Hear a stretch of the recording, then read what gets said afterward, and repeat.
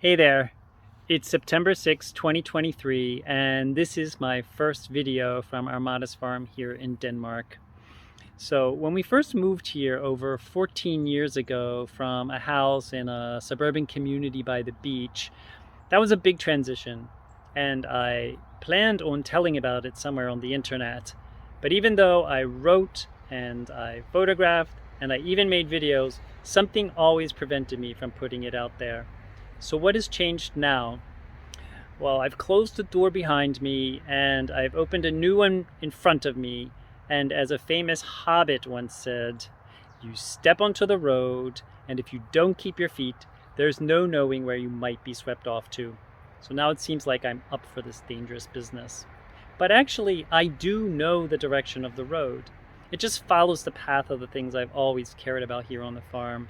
And that has to do with trying for more sustainability, particularly in the things we grow for ourselves and for others, and doing that responsibly towards the environment. Well, not just towards the environment, but towards nature, which unfortunately seems to be vanishing all around us.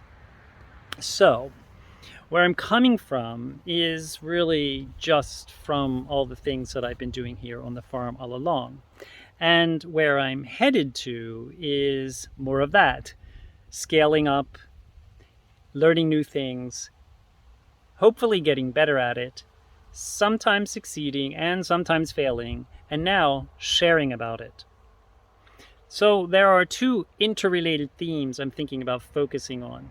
The first of these is sustainable agriculture, or horticulture, particularly regenerative practices like minimizing soil disturbance that occurs through tillage and digging, and building back better soils, and supporting and increasing biodiversity. And this last thing kind of leads me into that other theme I'm very interested in, and that is learning more about all the countless organisms that share our living spaces with us, sometimes by our choice, but most often not. So I think to move on, let's actually just try that one a little bit. However, you may have realized I don't have much of a technical setup here yet. I don't even have a selfie stick, so just bear with me while I try to switch over. And there was something I saw when I was walking over here in the shade that I'd actually like to talk about. So here's what caught my eye as I was coming over to make the video, and I hope it'll bring a little bit of luck at the outset of things. A four-leaf clover. This is red clover, which is in the genus Trifolium or Trifolium, which describes 3 leaves, even when this specimen has 4 leaves. Red clover is native to Eurasia and North Africa, but it is widely cultivated in Australia and the Americas as an important fodder crop. However, nearby are 2 of its Eurasian cousins, which are considered weeds on those continents. Those are hop clover, or black medic, which is in the genus Medicago, which includes alfalfa. Alfalfa has purple flowers as a cultivated variety. Here in Europe,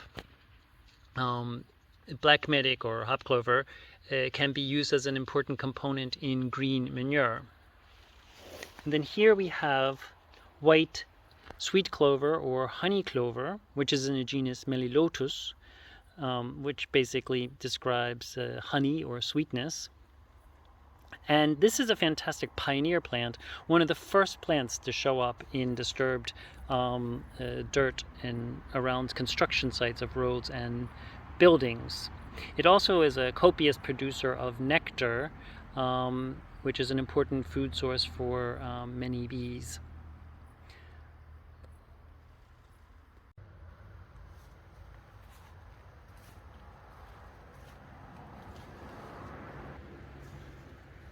All 3 plants that we just looked at are in the legume family, like peas and beans, and in case you didn't know it, peanuts.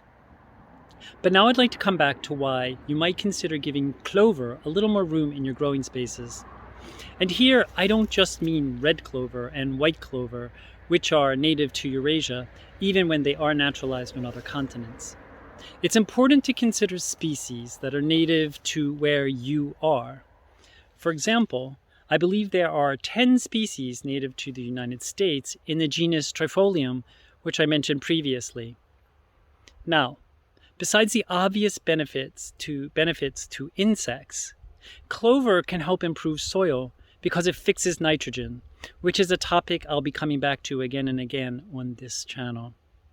And it can help control weeds, not only above the soil, but below the soil because of its dense root structure.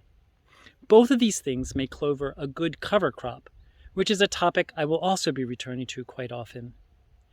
And clover requires less water than many turf grasses, and actually it's edible. You can even get red clover extract as a food supplement. Well, that's about all I had for this time, so I'm going to wrap it up. So thanks for tuning in.